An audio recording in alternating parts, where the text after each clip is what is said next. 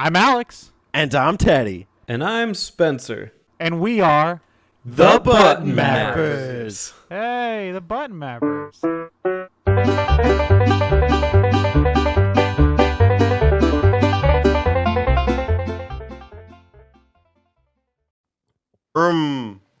This doesn't make sense for this month. Somebody else do it. Welcome, we everybody. get like a mini. You get like a Hot Wheel, right? Those are like mini cars. Welcome, everybody. I'm ignoring Alex. Welcome, everybody, to Mini Month, Mini May, you could call it. Today's game talk. It's exciting, but it won't be short. You say. Maybe it will. I say 10 minutes. Let's find out. Shortest episode ever. Really exciting show today. Game talk. Obviously, we go through Q&A from last month, which was Halo month, a successful Alex venture. So I'm excited to get these questions. They're going to be obviously for Mini May, and then we talk about games that we've all picked. So that represent Mini Month. We have, of course, Alex from TurboZone. Hi, I'm Alex from TurboZone. I have the channel called TurboZone, and my name is Alex. He's the CEO of TurboZone. It's true. And we have Teddy from Majority. And do you want to go there, Teddy, or hold off? Let's hold off. Okay. A little surprise in the near future. So there's something in the works down at the old Teddy factory. So just everybody get ready. Back in the brain, wheels are turning. Wheels are turning in more than one way, because everybody knows that at the beginning of Game Talk now, we have the wheel to determine who will pick the theme for the next month. Nobody knows. We leave it up to chance. Viewers are seeing it here on the screen. Alex and Teddy will see it in a second. So we will spin, and that person will pick not only the theme for the next month, but they'll also pick the game that we play for the map out.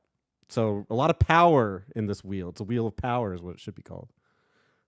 So, but Alex, if they want to see more spins, if they want to take more of a run through our history, what should they do to find us?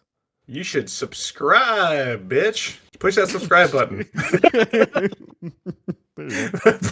push subscribe. Give us a like. We post clips like almost every day now, so there's always something to watch. Also, we are on Apple Podcasts, Spotify. I need to update that, and we have a Discord. You can bug us in the Discord, and we'll talk about how small we are because it's Mini Month. You took all of Teddy's thunder. Teddy, do you have any? I didn't even have a chance. I had a great opening. No, you want to hear it? Sorry. I want to hear Teddy's version. Okay. Get ready? Are you a bitch? He had time to prepare. He had time to prepare. Yeah, you had a little more You time. too. Cooked it. Mine was on the spot. You know, he just kind of threw it at me, and I was like, "Shit, what? Subscribe, bitch." Yeah, that's the follow up. Are you a bitch? Then you've come to the right place. Damn. Yeah. Is that what we call our followers, bitches? Bitches and hoes. That's her.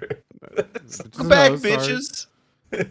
And all you hoes out there, don't think I forgot about you. Yeah, maps and mittens were getting old. You know, we had to up the ante. Okay. Yeah. Well, do we spin the wheel, boys, to determine what June will hold? I'm excited. This is a fresh wheel. This is our second go, so we already, we've had one full go now. Yeah, Teddy had Treasure Month, Alex had Halo Month, and I had Mini Month, which is the current month. So let's spin the wheel and find out, right? Spin the wheel. Chant. Spin Yeah, the spin wheel. the wheel. Spin the wheel. That wheel. Spin that Eat wheel. that ass. Spin. All right, here it goes. Oh, let's go. Teddy wins. Daddy, what you got? What did we win? Well, I've really deliberated all the choices out there. There's so much to pick from. So much Resident Evil, so little time. But we're not doing Resident Evil. Not for my month, anyway. We're actually going to dig deep in the trenches, dig out the old mitts. It's going to be fighting month. We're not doing a map out. We're doing a brawl out. Super Smash Brothers 64. Yeah. Oh yeah, It's exciting. that's my favorite Smash Bros. You. There we go. There will be a community discourse that month, a little competition, and the title for Prime Question Minister is back up for grabs. So stay tuned. Bio Phoenix, our resident Prime Question Minister. Damn. You have to I'm ready brawl to duke for it it. out, dude. Yeah. I'm ready to duke Yeah. it out. Oh yeah. Very Exciting. exciting. So fighting month, fighting. Do we have a cool Fighting name? month, yes. Fighting games. I don't know. What is it, June? June. Fighting for June. Jawbreaker June. I don't know. Jawbreaker June. I love it. Awful name. All right. Congratulations, Teddy. So remember for the map out today, if you're watching it right now, fill out your question for fighting game month. We want fighting game questions, which I'm sure there'll be a lot of. I mean, everyone's got a favorite fighter: Street Fighter, Smash Bros, Tekken. The list goes on. Balls 3D fighting at its ballsiest. Clay Forward to fighting. Alex's game talk pick, yeah. Yeah. Playing We the do balls. bad fighting games too, yeah.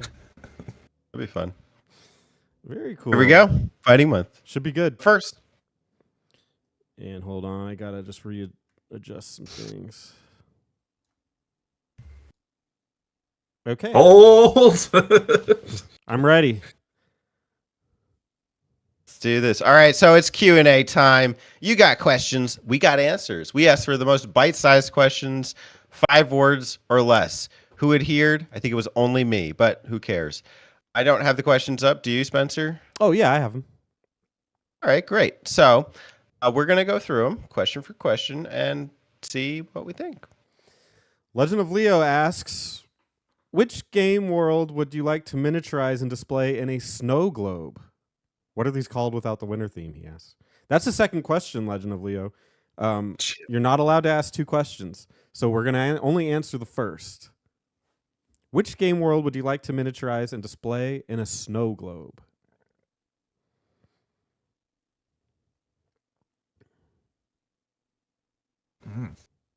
It's a good question. Like a little art piece of a game that you really like their world. Yeah, I'm trying to think of like a game map or something like that, you know, or like a specific area. I think I know what I would pick. So I'll go first. I would pick Bloodborne. I think Yarnum. Yarnum, yes. I think it has amazing. I'm an architecture freak. Like I love games where it lets you explore architecture and like run around on rooftops. Oh my god, if you can run on a rooftop on any game, I'm in. I don't know why. It's like a weird thing of mine. I have a little game you call Assassin's Creed. yeah. Not that one, but Yarnum, the architecture is so beautiful. It's just absolutely gorgeous, and it's dark and it's dreary, and there's a lot of really cool places, and like I like that it's the locations are sort of varied, but all still very cohesive with each other. So with that, I think it would make a really cool snow globe, and really contrast the concept of a snow globe where it's like a Christmas, like sunny, really not sunny, but like fun, lighthearted thing.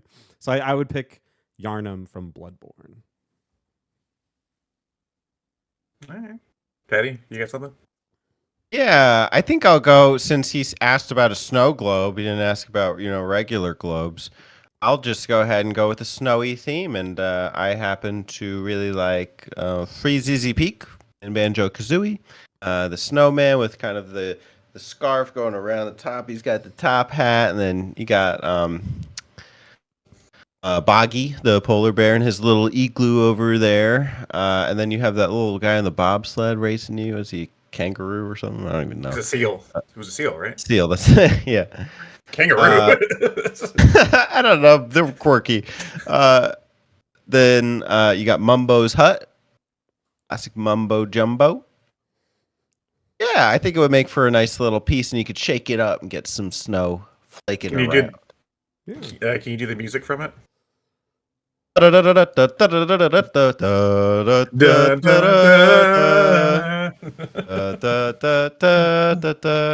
dun, dun, Wow. I love You know, it. when you guys dun, dun. when you guys do these little musical interludes, I'm always like, I don't remember that one. Like I never remember any songs. I actually do remember that one. Well, when- because when that dude, part kicked in. all the damn banjo songs are amazing. So it's like, Not all of them, but that one I liked. I do remember that. no, dude, that game's got a banger soundtrack. Come on, Unforgettable. yeah, can't forget it. Grant It would be Kirkhope. great if that theme song played. Alex, what's yours?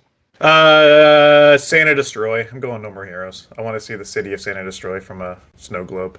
See like all the little landmarks, like the hotel and the stadium and the little shops you go to in the game and stuff, just like all miniaturized, the whole map. Mhm. So that's a map. That's a map that I spent so much time in.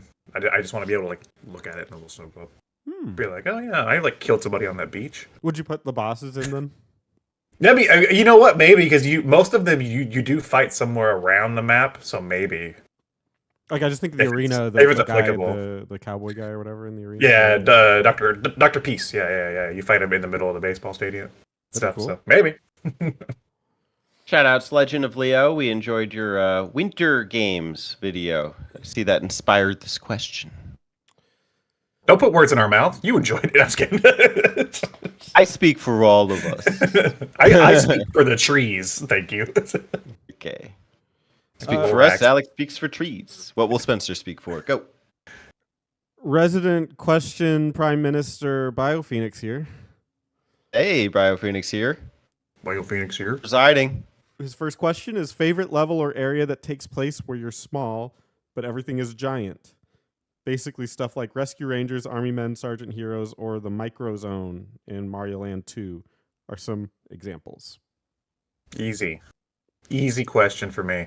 Snowboard Kids 2 has a map where you snowboard across like a house and like you like race down like a piano and like a kitchen sink and stuff. Super cool, and that's like one of the earliest memories of mine of like playing a level where I was small. Pretty basic. I like Mario 64 with that big tiny island. Yeah, I that's love cool. that. That was cool. What was cool about that one was that it in that game it had like already had assets. So it was like you were still using the same assets, but they just like expanded and shrunk them. So it was still looking at the same thing. Games had an advance where they could get like more detailed or anything. So it was literally just like a change of perspective, which was kind of cool. I like that. Mine, I guess, isn't really a level, so I don't know if that disqualifies me. Maybe I'm disqualified. But Dragon Quest VIII, you get to switch to a little mouse that stays with the hero, and yeah, you can like run through, like in certain obviously planned areas, you can run through people's rooms, and like go in when they lock the door and just explore, and it's really neat. It's really fun. Damn, dude, you didn't pick an N64 game like we did. Sad. Dragon Quest, so we can No. allow it. No, oh, Alex says no. No. Kira Toriyama writhes in his grave. Of course, he's the prime minister, so he gets another question. Crap, I can't think of another. You know what? Screw it. What's your favorite nut? Oh. Alex knows this. Alex. Pistachio. All the way, dude. Classic.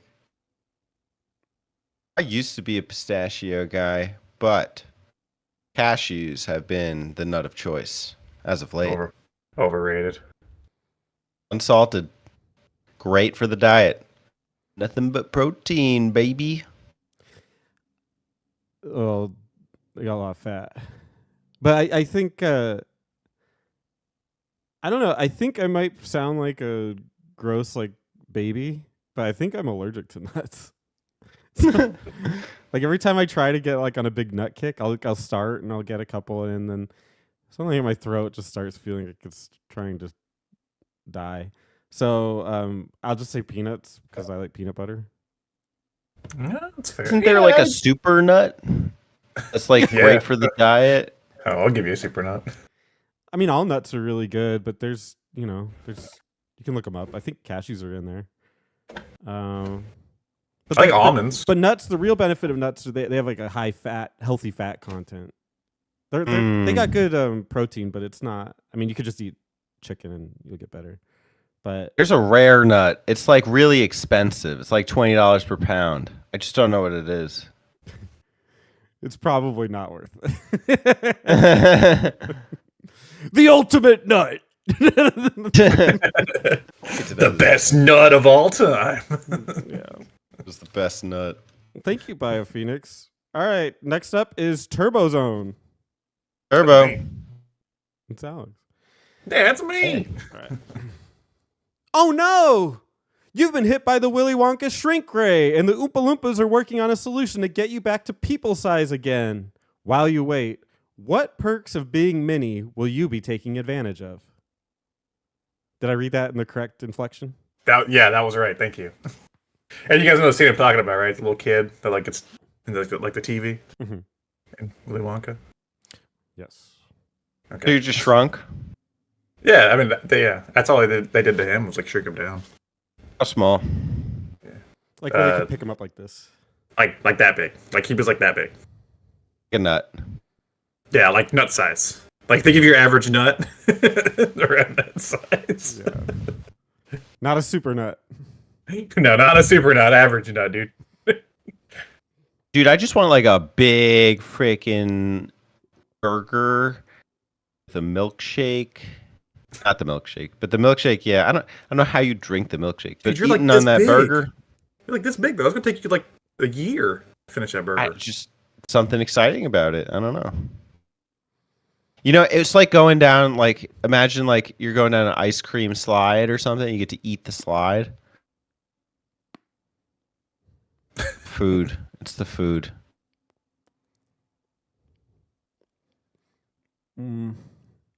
I'd probably try to crawl up somebody's ass. Ooh, Ant-Man style. Mm-hmm.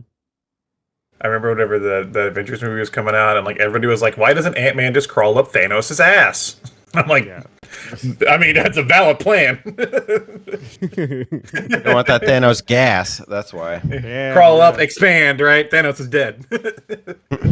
Or you are. Well, Mm. I think I would like explore my backyard, like Honey I Shrunk the Kid style, Mhm. like go on a little adventure, you know, like fight Terrifying. some caterpillars or something. You know, I feel like you'd die. probably Was be it awesome worth though. Yeah, it's sick, dude. You get to explore. I do like EDF, so That's true. it is up yeah. your alley. Yeah, if I'm well equipped, I think that's the thing, right? Like I shrink you like equip? I shrink What'd like you an equip? assault rifle with me or something. Just No, like- no weapon shrank. No, I need to. Okay, I have to like make it like craft a weapon. Yeah. Oh shit, that's hard. I guess yeah, toothpick would be a good one. Sharp, you know. I don't know. A match, maybe. Light some bugs on fire. All right. Some tough. Majority asks. It's Teddy. Who? It's Teddy. He asks, "What's the best mini console?" Do you mean like the SNES Mini, like those releases, or do you mean like a smaller version of a console? That's a good clarifying question. I'm aware of like the Wii Mini, and I'm sure there are other consoles like it, but I strictly mean of the miniature line of retro consoles that came out in the past. The ones that I'm aware of are the NES, SNES, Sega Genesis, PlayStation 1, and Turbo Graphics Mini. There's more, but those are the big ones. What are the There's others? probably like Atari. ones and- Yeah. There's a Neo Geo one. There's a Commodore did one, I believe, like a C64 Mini. And then yeah, they recently did an Atari 400 one for like the home computer Mini. But Um, the mini things are kind of a scam, though. I don't really. I have like problems with the concept of them, just like inherently. Well, they're just not for you, right? They're just like for a different audience. They're like for the people that are like, I played NES back in the day. I want like a little NES thing. Played like 20 games off. Yeah, I suppose.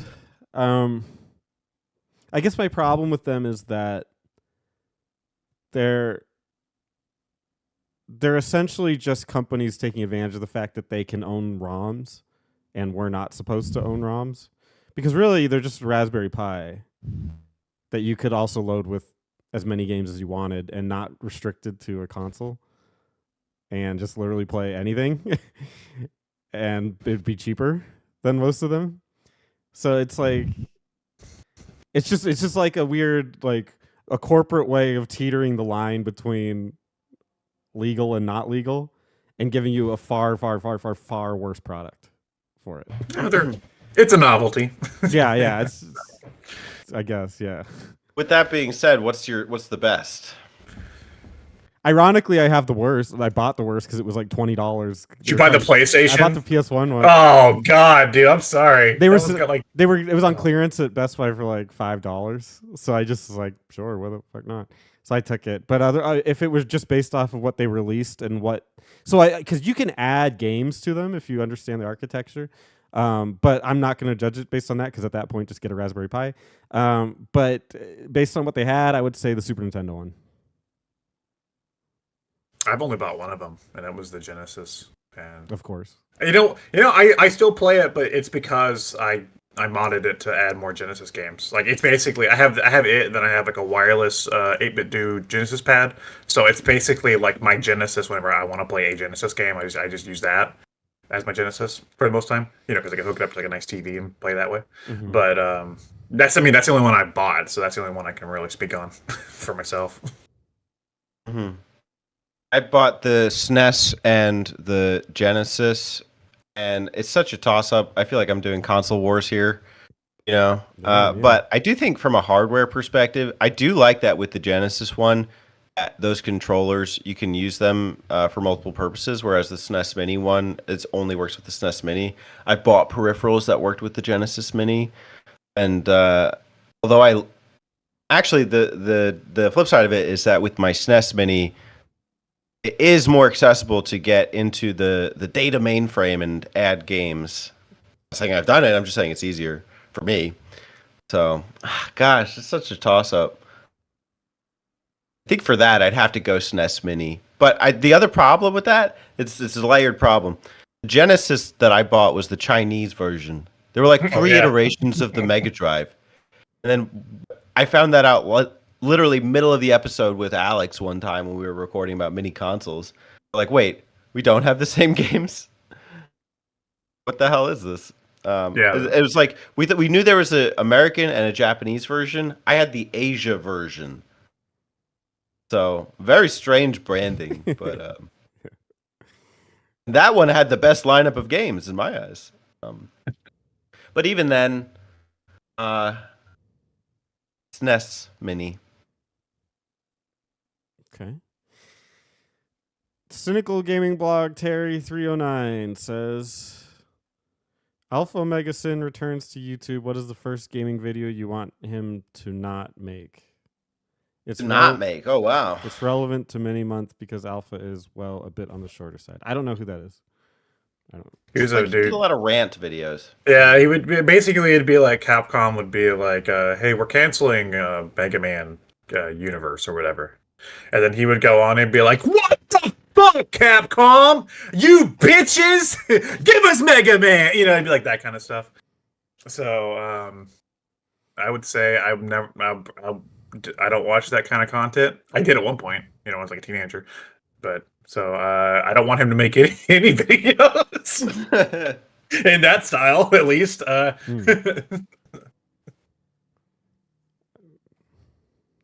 No idea. Something I don't want him to rant about. I guess the state of modern gaming. I've heard it enough. I'm not really getting any new insights. I'm aware that the modern gaming generation is a freaking wasteland. The possible exception of Switch, which even then is dying out. I've heard enough of this. I'm good. People have been saying the same thing for years, though. Like, Yeah, literally, like 10, 15 years, and then people now are looking back like, oh, man, remember the 360 days? Those days were the... And people were saying the same shit back then, so... Yeah, I think gaming I don't need is to hear literally better than it's ever been, and it continues to be better. It's like progresses constantly, so... And if you don't want to play it now, you can play old shit. It's like, it's still there. So it's like, yeah. Why not? Just have fun, man. Shut up. That's all I pretty care much. about. Like Atari. yeah, just have fun, dude. All right, that's it for the questions. Yay. Don't like it? Fight us. It's fighting month next month.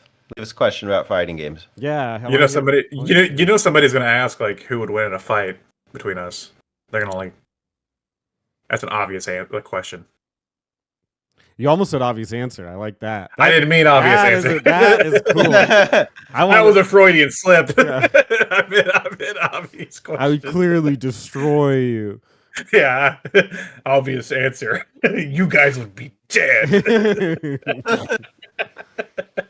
I like that. That's cool. Cool. Well, that was the end of the episode. Thanks for sticking around, you guys. What a small episode it was. Hold on, Alex. What is it, Spencer? If you thought that this is the end of the episode, then your experience would have been cut short because we still have 3 games to talk about for mini.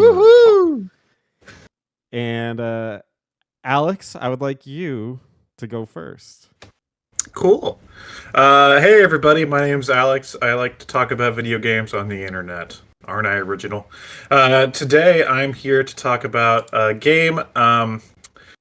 Spencer, I told you what I was going to do, and then I changed it last minute, but it's still in the same vein. Okay. It's still in the same vein, but I didn't approve it with you, but just so you know.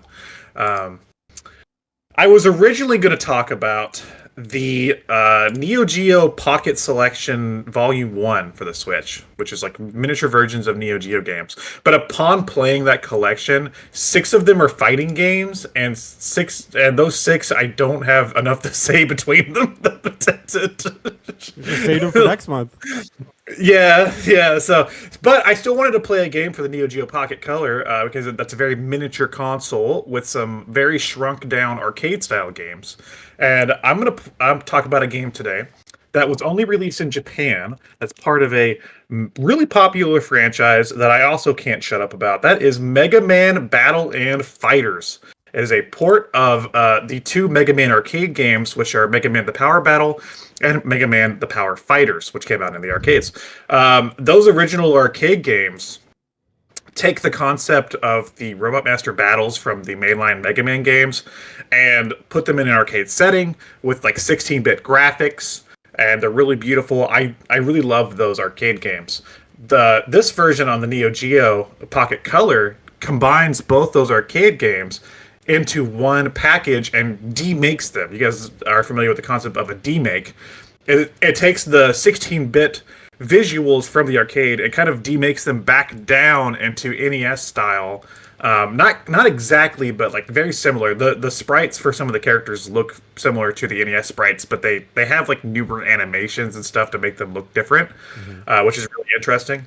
And so it's cool because some of the characters that appeared in like Mega Man 7 and 8, which were 16-bit games, never appeared in like an 8-bit style game either. So it was cool seeing those characters kind of shrunk down again. So the Mega Man Power Battle and Power Fighter games are arcade games where you basically go through 3 different scenarios per game. So there's 6 scenarios total in this one, where you fight through different robot masters. In the Power Battle, you have the first scenario, you fight through robot masters from Mega Man 1 and 2. The second scenario is Mega Man 3 through 6. And then the last scenario is Mega Man 7, which was the newest one at the time. And then the Power Fighters game, you have 3 different scenarios that they mix up and reuse masters from Mega Man 1 through 8. But they have different scenarios. The first one is like the search for Wily.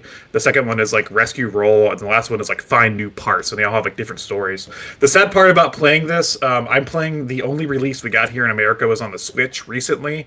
And while it's playable, they didn't translate it. So any of the cutscenes with like Dr. Light talking to you and stuff, I don't know what he's talking about. Because I couldn't read it. so those 3 scenarios on the second one, I don't know what the stories are behind them. What's interesting about the arcade versions is that they were co-op and they had multiple characters. So in Power Battle, you can play as Mega Man, Proto Man, and Bass. And then in Power Fighters, you could play as Mega Man, Proto Man, Bass, and Spencer's favorite character, Duo, from Mega Man 8. And you could use them to beat the Robot Masters. Obviously, there's no co-op in this version because it's on the Pocket Color, but those characters are still here, and they still play and feel faithful to the arcade version. It was very cool to see characters like Bass and Duo. I've seen Bass before in an 8-bit version because they had him in like Mega Man 10, but it was cool seeing Duo in like an 8-bit form because he's only ever appeared in like Mega Man 8 and like a few spin-off titles. So very neat, very fun game. You beat up Robot Masters, you get their abilities, and then you use them to take on more Robot Masters. After you take out all 6 that are in that round, you move on to a 7th, like a mid-boss fight. So it may be like the Yellow Devil, or the guy like the rolling pin guy, or like one of the other Wily mid-bosses. And then you actually fight Wily himself for the last fight. A run of each scenario takes about 20 minutes, maybe 15 minutes, somewhere around there. If you're good at the game, you can get a lot shorter. Obviously, using the weaknesses against each other, it is cool to like have the bosses mismatched, so you can get like Cutman's ability and see what Cutman does against a boss from Mega Man 6 or something. Like it's pretty cool to have that experimentation here. It's like a little celebration of the classic Mega Man series. Kind of sad it didn't come out in America, but also I get it because it's based on 2 obscure arcade games that also didn't get a big release here in America. So what's the point of bringing this out? I do like the fact that they didn't make just another Mega Man game, like a platformer for the Neo Geo Pocket Color, but stuck to the Neo Geo roots of like arcade style games, imported an arcade game instead. That's kind of a novel concept to me, for that handheld. And yeah, I really like this game. And if you have like $8 and you like Mega Man, it's on the Switch, so you can play it easily. So would you describe this as like Mega Man without the levels? It's basically like yeah. It's like a combination of a boss rush and a fighting game. So. I own this one, right? Or no, that's a different Mega Man arcade fighting game. I sent you a thing for the arcade version. Oh, is it of this game? Yes. So this is the demake of that for the Pocket Color. So it's like a miniature version of that. So what's demade? The whole game. It's just like in the arcade, it's like 16-bit style, and then this is on the Neo Geo Pocket Color, which is like an 8-bit console. So they shrunk it down. That one looks like it's like you're playing Street Fighter. It like almost has similar kind of like airy elements. You know what I mean? So what does this feel like? What's the closest comparison? Mega Man. I mean, it still feels like Mega Man. So what's the difference between that and just like a boss rush?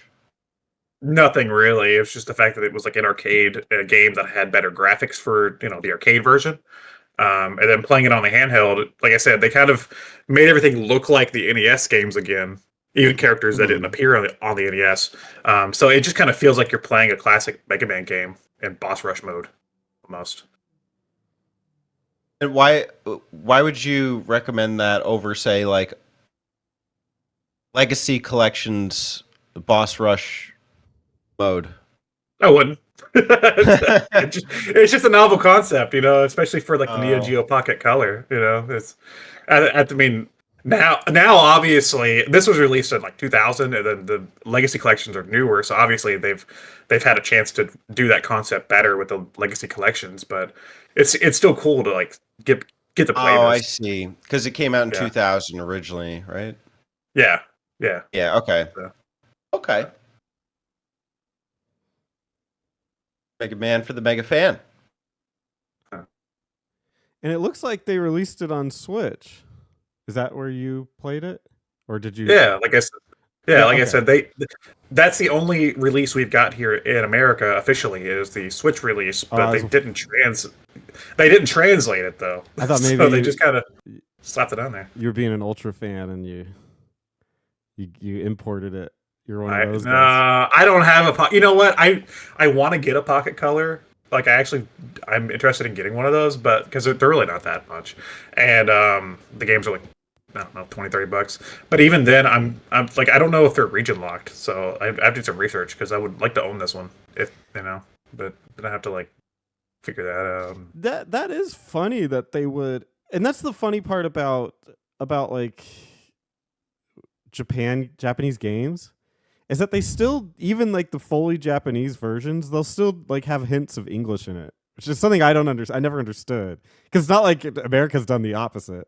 It's not like we ever release anything and they're like, oh, and here's the French version that's still in the title. But they'll actually release them like that. But yeah, I'm looking at the thing, and you're right. The actual like dialogue in game is still completely in Japanese. So it's like, But then like whenever you beat like a robot master, it's like, oh, you got the cutter ability, and it's in English yeah, for that. So like whenever you select your powers, mid fight, because you want to switch weapons, you can tell which ones you need. So like that's in English, and then everything else is in Japanese. So it's very strange. Like I was trying to mess around in the menu, which is in Japanese, and there's like a robot master gallery, but I can't read anything. So like I don't know if it just tells me about the robot masters that I've beaten, but it's there, I guess. And then also there was one thing I could have like brought up my phone and used Google Translate or something. There was one selection that when I push it on the Switch version, it just said trade options are not available for this version. So I'm guessing there was some sort of a trade thing you could do with the original Pocket Color version. I don't know what that entails, but I can't take advantage of it. Maybe I don't, or like I don't know if there's some sort of like a collectible thing you get for beating it or something. I don't know. Who knows? But yeah, it's very strange. Like, and it's weird because I believe last year I talked about the Capcom SNK card battle games. I believe you can trade the Switch versions and that one. So weird that the Switch version doesn't have any support like that for this, whatever it is. Well, this is, it's clearly a ROM, is what this is. Yeah. And it's genius that they can do that they figured that out. Like, people were stealing it, so like you might as well just release it as the ROM and just try to make some money off of it, because everyone else is going to steal it anyway. Well, and I think it was smart with this one. A few of the games, so like they have the Pocket Color selections volumes, which they don't have two of them, and I have the first one, which has like 10 games on it, and that's what I was going to talk about originally. And then this is on volume 2, but I haven't actually bought volume 2 yet because they're like $30 or 30 or $40, something like that. Mm-hmm. But they were smart, and because Mega Man's popular, so they were smart. They just posted it. Same thing with the card battle game. They that I talked about last year. They just posted it for $8, and they were like $8. You get a new Mega Man game to play. And right. I think that's a smart ploy to get people to buy this little Pocket Color game. As a Mega Man fan, I was like, "Oh shit, there's a Mega Man game I haven't played for $8." Yeah, I'm gonna play it. And it's like I like the concept of a demake where obviously they did it for hardware limitation reasons, but it is still kind of fun to see like a vision of a character that wasn't in 8-bit, then scaled down. Like, what do they get rid of? How do they make you still know that its defining characteristics are? I like that concept. Even the characters that did show up in the NES games, even Mega Man himself and the other bosses, they look similar to the NES sprites, but they have new animations which make them look different enough from the NES sprites. Like stuff that they clearly wouldn't have been able to do on the NES because this is like 2000. So, but it's still cool to like get to see that. And yeah, and the second one in Power Fighters. I use Duo all the time. There's this big old dude with like a big stretchy hand and like a shoulder thing where you can bash people. And yeah, it was cool being able to play as him in like an 8-bit style game. I know you don't play League of Legends, but there's a character that's, I would imagine, an homage to that, named Blitzcrank. And yeah. A Duo? Yeah. There's a Duo homage? I think so. Oh man, dude, you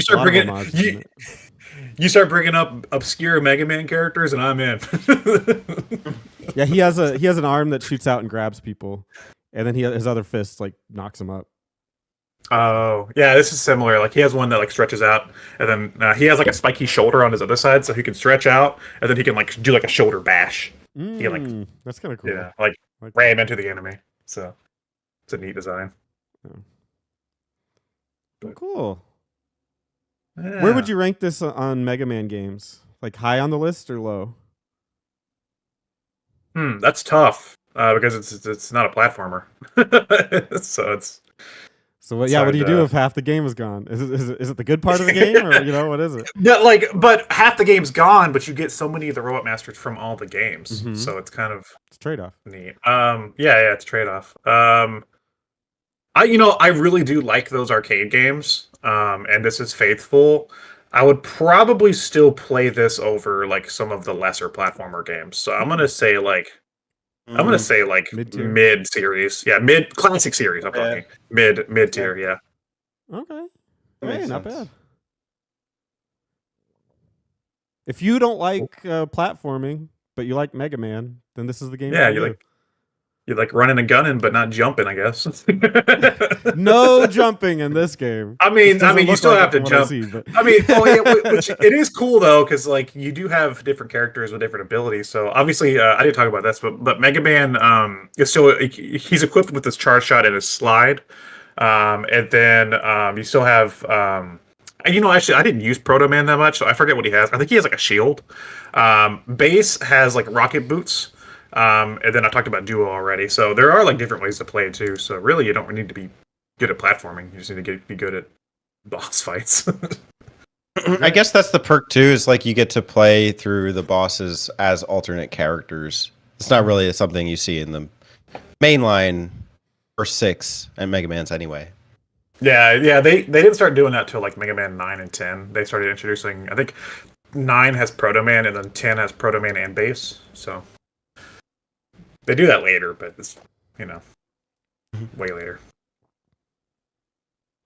Cool. I like this game. It's a power battle in your pocket. That's why it's Alex. miniature. Yeah, mini month secured. All right, let's move on to Teddy. I can't wait to see what exciting game Teddy has for mini month. Sure, and pick something mega big, something opposite. I didn't mess with you this time. I'll give you a second to pull the trailer up. I picked Stray. Oh, the cat game. I have that game on my Yeah. Steam Deck. Yeah. Let me know when you're ready. I'm ready. Question has come at the right time. Hello, I am a recent cat owner. Hello, kitty. All right, I'll put you down. You can tell. And one thing I've been wondering is what's life like through the vantage of a cat? Well, what better way to explore that than through the lens of a cat? In the 2022 hit, I would call it an indie game, Stray, that released for PS4 and it released for Xbox One last year. I had been itching to play this game. It looked so cool. You play as a stray cat, unlike mine, who was domesticated. And you explore this apocalyptic, what looks Japanese city, but I did do a little research, and it's actually based aesthetically in an area called Kowloon Walled City. Have you guys heard of it? Nope. Mm-mm. Kowloon Walled City was an extremely densely populated and largely ungoverned enclave of China. Notice I know was. this. Yeah, so it was like a British subsidiary for like 100 years and became so dense and populated and unruly that they demolished it in the 80s. And the concept is, I guess, you're going through the ruins of this city, and instead of being populated by people, it's populated by these little dark critters called the Zerk, these little spider-like guys. I've set off my Pomodoro alarm. What have you done? It's a bomb.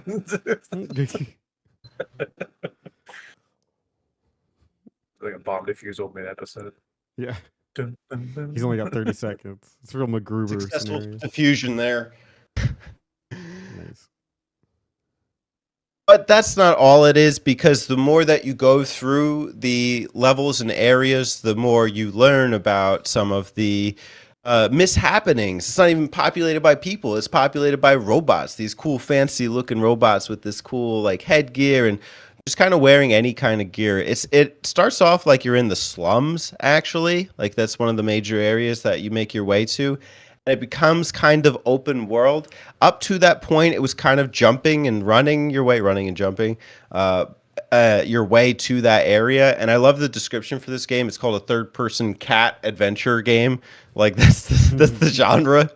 But it really is like playing a modern game as a small creature. I think it's perfect for mini month because um I'm so used to exploring these areas in the Unreal Engine that a lot of games begin to look and feel the same. But when you're playing Stray, it's like you're literally doing that from the smallest possible perspective, and everything's so huge. Like I almost felt like I was playing Resident Evil 3 Remake, but just like as a tiny creature. And the robots in comparison are these behemoths, these Goliaths upon nature. And so that was really interesting. The game does have a bit of a narrative that keeps you kind of wondering like what happened here. You get partnered with a drone buddy at some point, and also the city is walled off. So there's no light, so you have to use the light to your advantage. I really loved exploring. The music is phenomenal. And by the way, this game has a lot of great vantages. And what I mean by that is like a lot of great still pictures of environments, or even if there's little places where you could just cuddle up as a cat. You could go nestle in a robot's arms or in these blankets or something, and then the screen starts to pan out. I've considered using them for outro videos. It's a really breathtaking game. It's gorgeous. Sometimes it does show, like the cat, I think, kind of looks not entirely fleshed out. He's a little critter, but so I do think with a higher budget, it might have even looked better. But it is a great looking game. It's a great playing game, and I think it bends the genre on its head because it almost operates like a 3D point and click.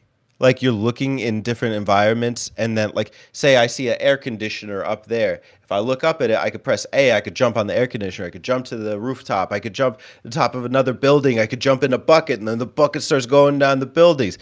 All of this cool environmental obstacles, hazards, and just things to play with. It is a literal playground for a cat. And all the while you get treated to a nice little story and some great visuals, some great music, and it's pretty quick.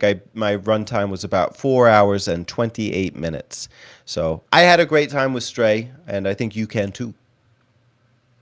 Yeah, I've played this one. I have it. It's a cute, short little adventure to me. But I was really just like amazed by the presentation of it all to me. It is a beautiful looking game, and also just like as a cat owner myself, just the way they like got the articulation and movement of a cat down pretty well. Like, and like it's so nice to be able to play a game like that. It's like that's the appeal. Is like you get to be a cat, It's like I'm down. But yeah, I like this game a whole lot too. I will say though, there's robots, and I talked about robots. It's turning into robot month, Spencer. You better get under control. Oh, I will. Got humanity coming back for the final finale. Maybe. Maybe. But anyway, we're on Stray. Were you saying that it's more platformer or more contextual based movement? And by that I mean like I almost don't really consider obviously platform would be like Mario or whatever, those kinds of games. But X. Like Mario. But like for contextual based, I'm thinking more like Uncharted, that style where there's moments of jumping, but it's often based off of the way that the level is designed, where your jumps go and how they operate. Would you say it's more that way or more like straight up platformer? It just depends. I mean, because some parts are kind of more, I wouldn't call them automatic sequences, but it's like you're going behind the frame of the cat and you got things chasing you, and then you are going kind of side to side. I almost get Sonic Adventure vibes, kind of going like rail to rail, things like that. But you are running while you're doing it. But when you get to those more open areas, the slums, I don't want to spoil too much, but there's like a tree area. There's another like little cyber city. Those it's definitely contextual because you are looking for the next piece of the puzzle. Where do I have to go next? How do I find the doctor? How do I find Clementine? And kind of using the clues. Like you pick up little items, and it's like you got to bring somebody a soda or a drink or a pair of keys, and the ways that you do it are like little miniature puzzles in and of themselves. And that's what I meant by like the kind of point and click nature. Like some of them actually do kind of get you thinking. Like, did I go here? Did I do everything here? What's next? And did I talk to everybody? Like, I really do get the sense of it's not just running and jumping as a cat. It's you facilitating a story by what you choose to do. You're a little mischief maker. I remember just knocking buckets of paint off the top of a roof, and then the guy downstairs in the laundry room gets pissed, and then he opens the door, and that's how you get in. So like I really like those moments because it is an exercise in critical thinking. It's not just running and jumping as a cat. That's good to hear because Or I cat remember when owner. this was coming out, I was like on the fence about playing it. I don't really like animals, but if I had to pick between dogs and cats, I'm a cat person. We have a cat. It's not really mine, but it's ours, I guess. But I don't respect her. But Do you like her but don't respect her? Is that what you're saying? yeah, I like her, but like, do I respect her? That's a different question. It's iffy. It's a little iffy on that one, but I was worried when this came out that it was just like a walking simulator, but because it was from a cat's perspective, because everyone was excited about it and happy with it. I was nervous it would just be a walking simulator and everyone was giving it a pass because it was with a cat. So I'm glad to hear that there's actual like gameplay elements to it. That's good. Yeah. It's like there's definitely set pieces, that are like set to that are contextual, Um, but yeah.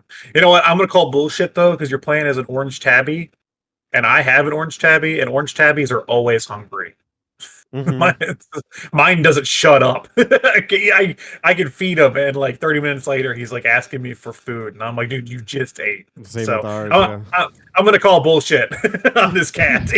He should be begging everybody for food. That's the whole game.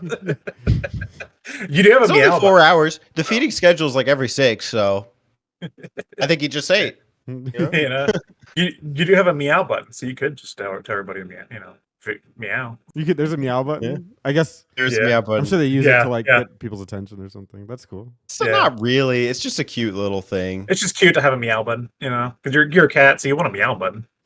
I'm watching the You trailer. do have here, and Oh, go ahead. at the end of the trailer, like it's this dramatic trailer, whatever, but it's cute. But there's this trailer, and at the end, it's just the cat, and then I don't have the volume on because why would I? But in the subtitles, it just says meow. I guess. Oh, that's what he said. Yeah, that makes sense. Yeah, the only downside of this game to me was the length. That was why I put off like a year buying it because I saw that it was short, and I was like, I don't know how much I'm gonna play it, So it was like I'm gonna wait till it was cheaper. But I think now you can get it for pretty cheap, probably. Yeah, it's normally priced at $29.99, which is a little steep. I admit. I waited for a sale, and I didn't wait for that much of one. I paid like 20. I think it's still on sale right now, but at our time of recording. But yeah, and the replayability, like, I don't know. I would play it again. I didn't collect all the memories. I think that's a cute little thing, and then I would honestly, taking completion out of it, I would just play it to enjoy the presentation again, just to see some of those backgrounds and kind of jack them for my own videos or something. That could be cool. But no, I don't have too many downsides. I do think a little replayability would be cool. Like if there was an update where you could play as one of the other cats, not a tabby. I don't know, even just a little thing like that. What is your take? I don't think I've ever asked you this before, Teddy. What is your take on post-apocalyptic worlds? Well, like cyber cities, cyberpunk stuff. Just in general, post-apocalyptic. Like, which ones do you like? Which ones do you prefer? Is this down your alley? Well, this one is for sure, and that may be a downside. Like, I don't really feel like there's like You know, a lot of modern amenities in gaming, I think I'm too used to them, like where you could just go dick around at an arcade or something. There's none of that really. You get to enjoy environments and listen to people, but I think that's kind of it. But that is the appeal. That's what's so great about It's it. so simplistic. Yeah. Yeah, it's a little basic, but not problematic because I understand what the game is. It's not Halo, you know. So, you know, bad comparison, but comparatively, like when it comes to like Yakuza or something, I do like those kind of worlds, and they're not apocalyptic, but like I do think of like that metropolitan, urban kind of like dense and like kind of visually stimulating area. I think I like those. If we went to Japan, I'd probably freaking love it, you know. But I'd probably get overwhelmed in a week. And then when it comes to apocalyptic, I do think it can be played out. Like by the time like iRobot was showing, I was just like, all right, I get it. Like, Yeah. In terms of the environment, to me, the closest thing, Spencer, was probably The Last of Us with all the vegetation and stuff. Oh, So okay. It has that like the yeah, overgrowth. yeah, it has like overgrowth stuff throughout the areas. Call it the cat of us. Yeah, I like post-apocalyptic worlds because it's everyone's is unique. Like everyone has a different way of expressing what they think the world would be like if humans were just kind of gone. And I like learning like the visual storytelling of understanding like okay, in this world like the overgrowth happened and it broke through society and it's like coming out of the ground. It's coming out of the asphalt that was once like just a straight black line. And then some people's like this one, it seems, are more vibrant, even though there aren't humans, but they managed to get humanity going again, looks like, or just living going again by all these computers and robots. It's interesting because I'm looking at they look like they have like the heads of like older style monitors, which is kind of funny.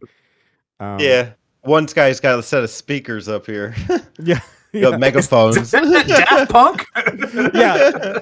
So it's always fun to see people's take on the apocalypse and what that would look like. I'm always curious.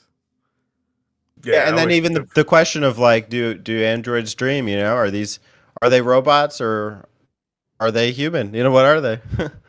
Yeah. Maybe they're French musicians. You know, maybe they're all Daft Punk. Maybe they're all Daft Punk. Yeah. They're all. Hey, I met one named Chopin. Well, I always think, yeah, like I like saying that too, Spencer. Like, I always think of Last of Us or Nier, where it's like it's post-apocalyptic, but it's like very vibrant and beautiful. So it's like on that level, you know. Yeah, looks nice. Very, very cool, very pleasant. It's an apocalypse I would want to live in. Hey, don't catch a stray. Let stray catch you. There you go. Now, when's dog coming out? October. No, the dog sequel where he plays a dog. Oh, Yeah. I meant dog Shit on month. somebody's yard stuff. Yeah. I don't know how intense Chase- would that one be. I think because the chase thing a about the squirrel. cat is like the cat just goes explores everywhere. What does the dog do?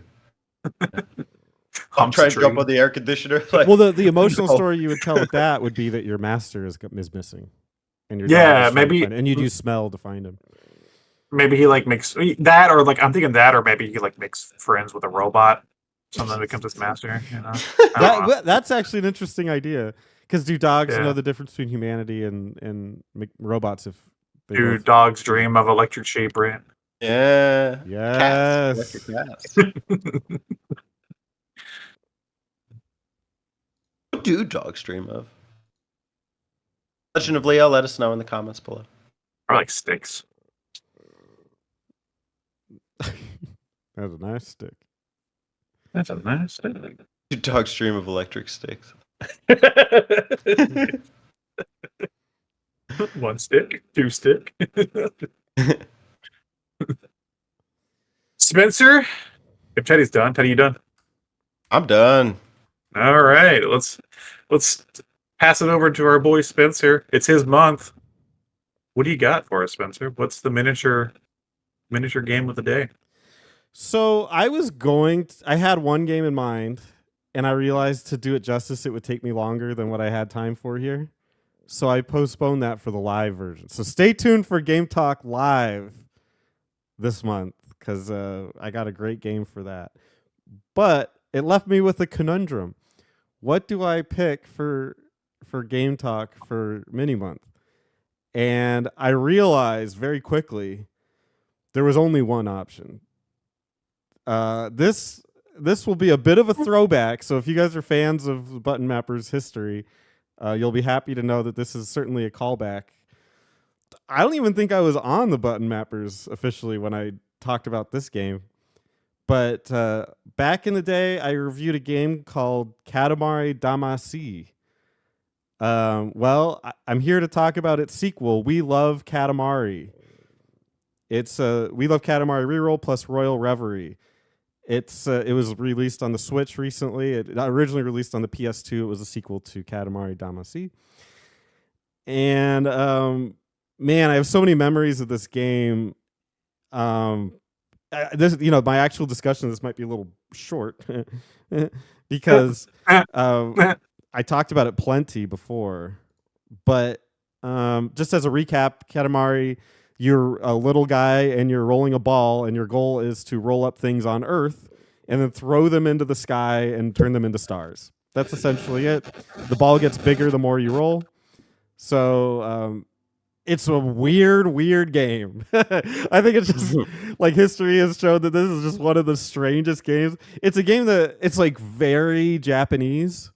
And I think I probably mentioned this in the first review. It's been so long, I don't even remember. But I was sitting there playing it now, and I was like, this is what would happen if Adult Swim was told to make a video game. And I don't mean like a licensed game. I mean like just from the ground up, make a game. This is what Adult Swim would probably come up with. It's just absolutely bizarre. It doesn't follow any of the conventions of like gaming ever, and they haven't really done one like it since. It's a very strange game, and the like storytelling in it is like bafflingly strange. It ranges from like very over dramatic to overly stupid. Definitely worth checking out. I do prefer the original, and the reason is the original, it was more often than not about making the biggest Katamari you could within the time limit. This game, they introduce a lot more goals throughout, where it's like, we want you to take your Katamari and it's on fire and you have to keep collecting things to keep the fire going. And then we want you to light these wood panels on fire at the end. It's kind of it's still in the same vein of what it was doing before, but it's a little bit different. And I honestly just get more enjoyment out of making my Katamari as big as possible, where I can roll up people. So that's my thoughts on it. But it is still a wonderfully delightful game. And while I was playing it, it made me think, because it's something I said in the podcast. I don't remember which episode, but we talked about arcade games and how I don't really like high scores. So it almost contrasts my opinion with this game, where I want to get this thing as big as possible. But I realized that the reason I like to make it as big as possible because it's actually intrinsically linked with the gameplay, how big your Katamari gets. So the bigger your Katamari gets, the more places you can go, the bigger obstacles you can get through. And it just, the gameplay is based around that. So I think it's super addictive in a way, and one of the most creative games you'll ever play. So either you play the Katamari Damacy Reroll or We Love Katamari, you're going to have a great time. Go Katamari. Is this more complicated than the original? Only slightly, just because there's a lot more mission. There's like goals that aren't necessarily get it big, although it's generally the concept, but they offer a couple more twists, but it's still the same stuff, really. Yeah, I guess your first Game Talk game was Reroll, wasn't it? Yeah, it was that first one we had you on. Yeah. Yeah. I was like 2019. We're going all the way back, guys. Yeah. Yeah. Roll back. Yeah, Katamari has always been one of those weird Japanese. I always think of like, there's few games that like match its manic energy. Like like other than like maybe Baby WarioWare, just like what the fuck are they smoking? When they make this stuff. Yeah, this is And, from the what were they smoking category. but yeah, that's what's so like intrinsically fun about it, though. Is just like nothing else matches this in terms of its style and energy. And I've played so many games throughout the years, and I haven't played Katamari in such a long time, but I can still like remember things that the King of the Cosmos has told me and stuff because he's such a weird character, and it's just like it's such a strange game. It's, and it's sad it didn't catch on more here because yeah, like I said, like it's just so memorable. Like you haven't played anything else like it, and maybe it was just because it was the wrong time here. I think now with the rerolls, maybe it has a better chance to catch on. But Probably not. probably I don't know. I feel like more Japanese style things are more accepted now than they were at the time. So I'm not like what was this one like a was this still PS2 or was this like Yeah. 360?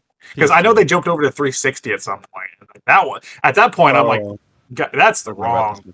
Yeah. Yeah, that's the wrong way to. Yeah, like at that point, like, I get maybe the visuals and stuff, but like at that point, I would have like gone Wii or something, But like, yeah, so this is still PS2, so there's still a chance. There was a lot of those weird Japanese games on PS2, so.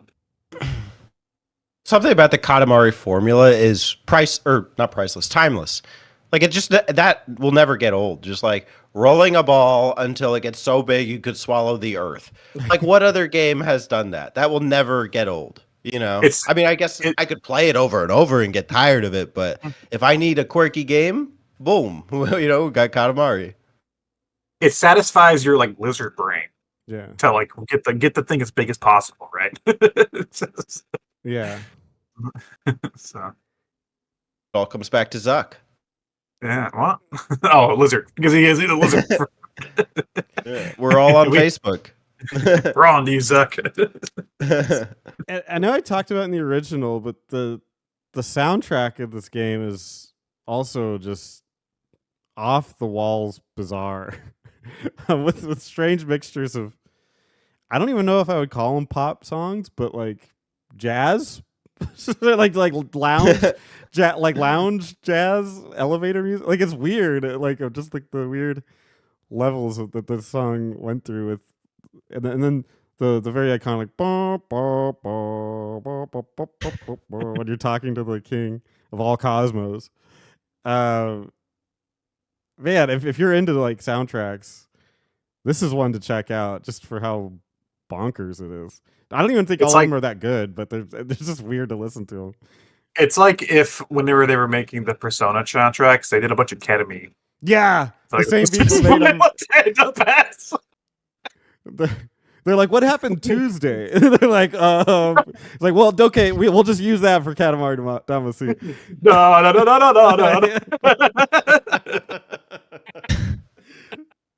Yeah. I get more of a Dragon Quest vibe, but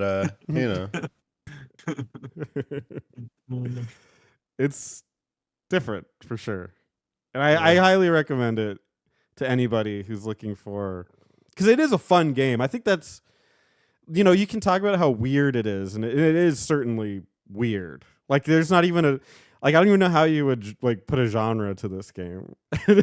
I guess like miscellaneous. Roll them up. roll them up. I don't know what genre this would even be considered. But it is fun. Like there's an element of fun to it, to the point that even my girlfriend will watch me play games here and there because of this channel and my other channel. And she basically just doesn't even like look up. Like she's usually on her phone or doing work because she's a teacher.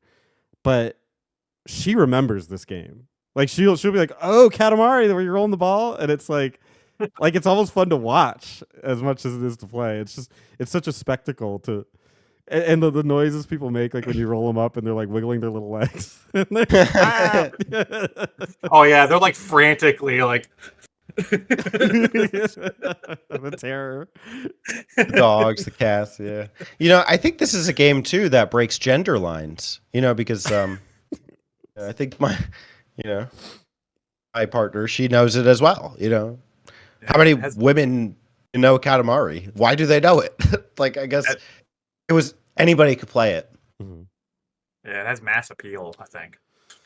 Well, and to that point, one thing about We Love Katamari was that they introduced different princes you could play, including princesses. So, There you go. You want to be a princess? Yes. Yeah, you do. Oh, sorry. I thought you were talking to me directly. and it has was. multiplayer. This one introduced. I don't know if the first one had multiplayer, but this one definitely. Oh, does it have multiplayer? I've only ever Yeah. played the first one. It's got like a So, battle is it- thing going on. Oh, I thought it was gonna be like co-op. That'd be cool. Co-op thing. Co-op would be I'd fun. be down for that. Yeah, I'd be Split down for that. screen. Who can roll the biggest ball? Maybe it Yeah, had who's that. got I don't bigger really remember. I don't because Who's I got didn't- bigger balls? Yeah. Alex is ready for fight once. I can tell. He says, "Really, let's get it over with. I'm ready to fight." Yeah, get it out of here, dude. I'm like putting sports tape on my hand and everything. You know? We just started. Anyway, that's it for Katamari. Just a fun game. Roll with it. Whoa, get it? Well, you guys did good buns at the end of yours. I wanted to have my own. I didn't do a pun. There you go. What did you say, Alex? I just said it was a power battle in your pocket. I just told you what it was. Little pun It's kind of punny, like with your pocket. It's not technically. It's it literally fit in your pocket. It was. You could put it inside of your pocket. True. You couldn't do that before. On the arcade game. Gotta have big pockets. Put an arcade cabinet in your Yeah, a pocket. large man could maybe with his big pockets. And that's for Giant Month. We haven't done that one yet. Giant Pockets. Coming Sequel. soon. Yeah. Mega Month. Oh shit, I already crossed that barrier. Oh no.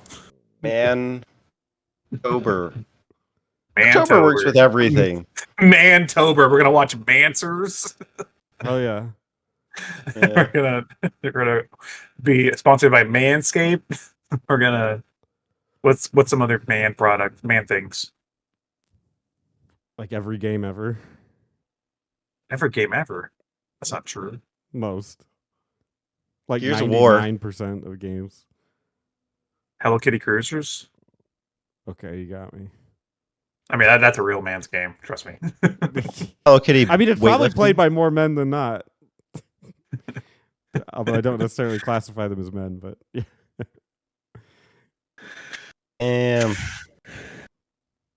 I'm wearing my Hello Kitty sweatshirt. Aw, dude.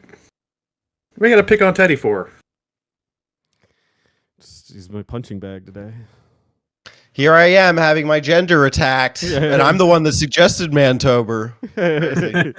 You know, we want Sorry. men. I like Hello Kitty, Teddy. It's okay. It's 2 against 1 here. There we Fight 'em. go. Real men like Hello Kitty. I don't have a I shirt think though. if I you have, don't, your gender is questionable. You know. Mm. yeah. I'll let the comments decide that one. Aren't you proud? Spencer, for Spencer's a Kitty? Hello Puppy fan. What are you, Hello Goldfish? No animals for me. I don't like them. Oh, hello Chicken. Automaton. The only animal I like is the tardigrade. What? The tardigrade. Atari grade. Atari That's grade what I heard. animals. No, the tardigrades. Atari. They're like What are you talking about? they're called like water buffaloes. Yeah. They're like microscopic creatures that can survive space and can survive intense heat. Yeah. They're terrifying to look at. Actually, let me see if I can. What is it, cryptid? Microscopic. Yeah, they're microscopic. My favorite animal is Bigfoot. I was gonna look it up on YouTube and I remembered we can't do anything on YouTube anymore. It's stupid. But here's tardigrades, which you can't see, but the audience will be able to see it. Well, then you're not proving anything to us. Well, you can look it up. Discord's open. Tardigrade. TARDIGRADE. All right, hold on. Hold on. What was it again? I'm pulling up Google. There you go. What was it? TARDIGRADE. Just means late in Spanish. Ew. They're incredible creatures. You should learn about them. They're freaking awesome. They survive everything. They're unkillable. Alex would have to fight this in the backyard. He looks like his face was uncircumcised. Yeah, that's true. Yeah, they're horrifying Poor guy. monsters, but they're freaking awesome. No, dude, that is definitely. Whenever I'm in the backyard, that's definitely a boss fight to do. That is a So that's the it's like final boss. it's like a Dark Souls style thing. Like the name will come up like Tardigrade. Yeah.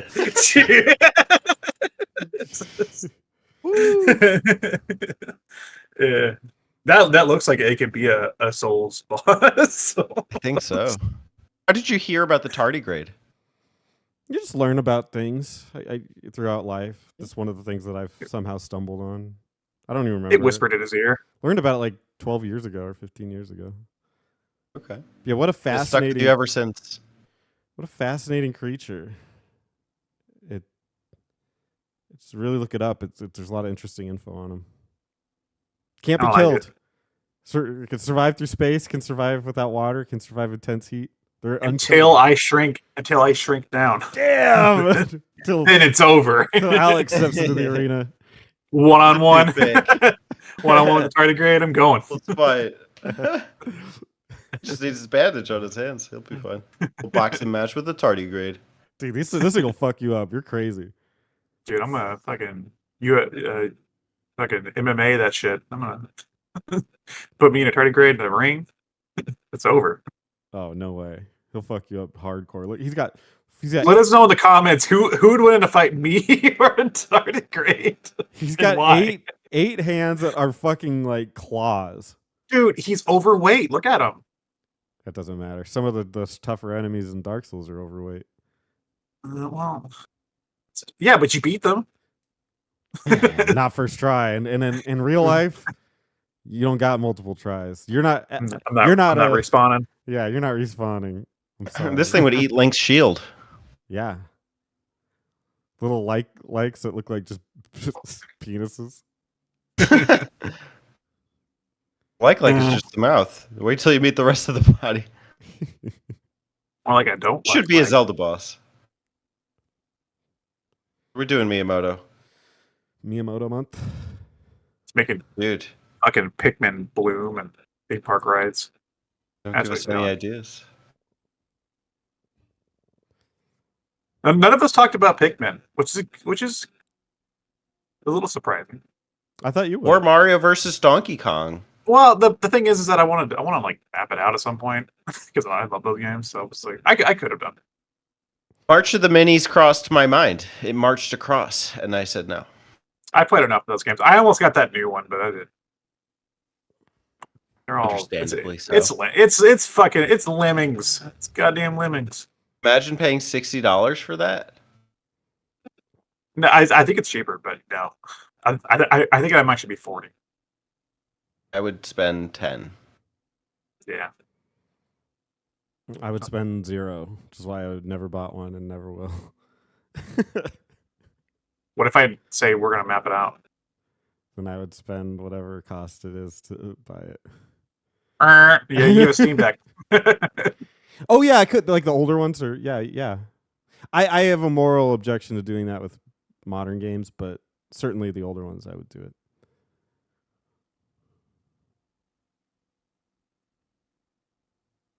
What if I said you had to buy the authentic? What if I pick like a really rare game, like a really obscure game, that I have to say like we have to play it authentically?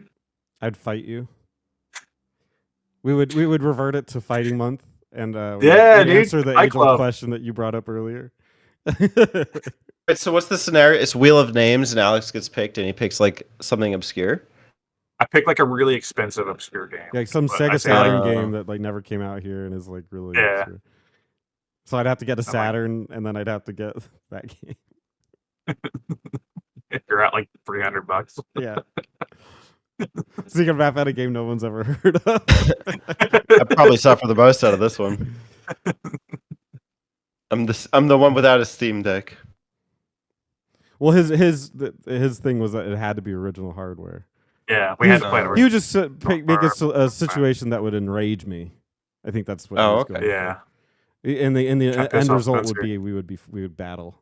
to the death. It's like it's like a bullfight. I have to enrage Spencer, or else it's not entertaining, right? Yeah, you have to We're all stab back me. to the my tardigrade. That's my Buffalo. red cape, right? My Well, you red gotta cape, right? stab me in the ass over and over again. Eventually, I'll turn around and try to kill you. They'll always stabbing me in the ass. I'm excited, guys. Just so everybody's aware, you can play Fight Club on PS2, and Red Durst is in it. And that's a fighting game. Break stuff. Yeah, dude. Full circle.